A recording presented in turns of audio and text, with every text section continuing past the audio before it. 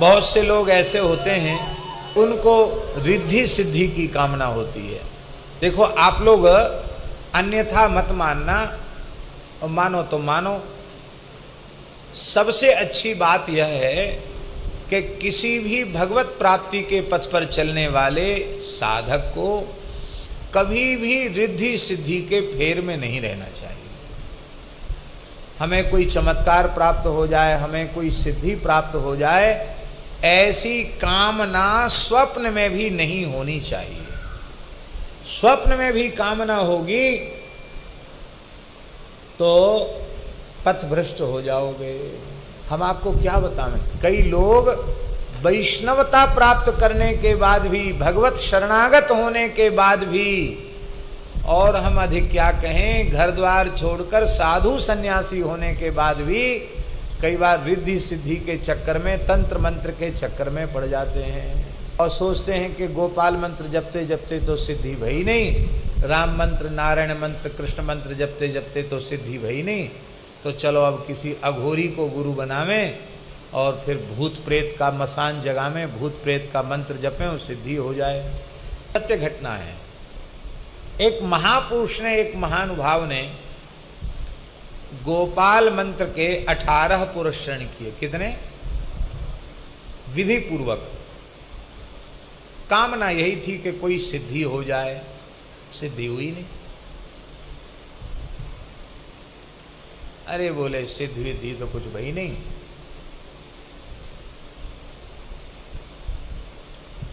एक मसानी मिल गया, मसान सिद्ध। उसने कहा, अरे बाबा जी ज़्यादा परेशान क्यों हो रहे हो, इतने दिन तक अनुष्ठान किया, 18 पुरस्करण गोपाल मंत्र के किए। गोपाल मंत्र भी बड़ा है, 18 अक्षर का है, और पुरस्करण की विधि भी कठिन होती है प्रत्येक मंत्र की।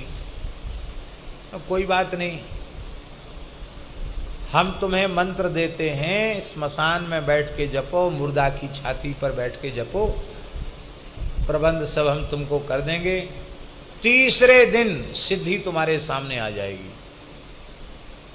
अब फिर तुम उसको अपने वश में कर लें, तुम्हारे वश में हो जाएगी, तुम फिर जो चाहोगे सो तुम कर सकोगे, त्रिकालदर्शी हो जाओगे, भूत भविष्य वर्तमान हो, कहीं किसी को कहीं से कहीं भेज देना, कहीं कुछ से कुछ मंगा लेना, सब काम कर दोगे।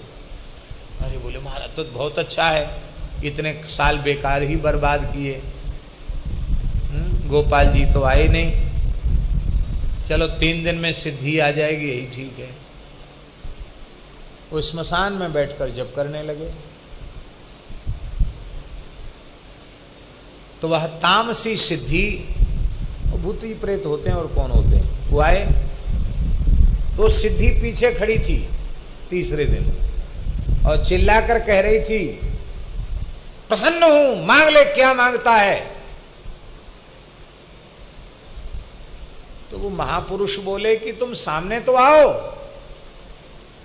नहीं, पीछे से मैं बोल रही हूं, बोलो क्या चाहिए। उन्होंने पीछे से नहीं, सामने आओ, देखें तो सही कैसी होती सिद्धि। मैं तुम्हारे सामने नहीं आ सकती। क्यों? बोले तुमने गोपाल मंत्र का जप किया है, तुम्हारी दृष्टि पड़ती जलकर भस्म हो जाऊंगी।